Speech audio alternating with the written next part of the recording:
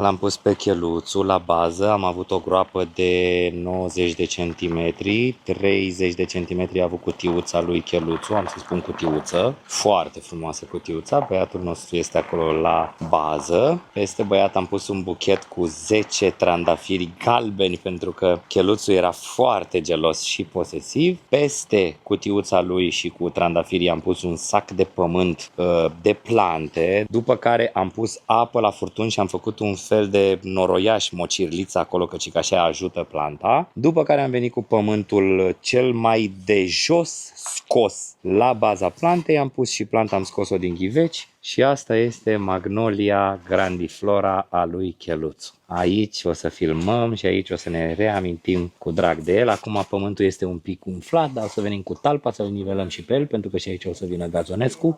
Are și furtun de irigație, Magnolia lui Cheluțu, deci mi-au zis de acolo de unde am cumpărat-o că o să fie genial pentru că o va ajuta să trăiască foarte bine. Nu uiți să o uzi, nu uiți nimic, deși mi-e greu a crede că cineva va uita să fie atent cu floricica asta. Și acum să treacă timpul și să-l vedem pe Cheluțul cum înflorește cu noi. Așadar, țineți minte bine cadrul acesta, uite exact așa, pentru că ăsta o să fie cadrul pe care o să-l vedeți de multe ori pe canal aici și mai mult de atât pentru că aici stătea bradul de Crăciun. Vă spun clar că în curte nu va mai fi un brad de Crăciun. Sau și dacă va fi, nu va fi aici. Ăsta este locul lui Cheluțu de acum încolo.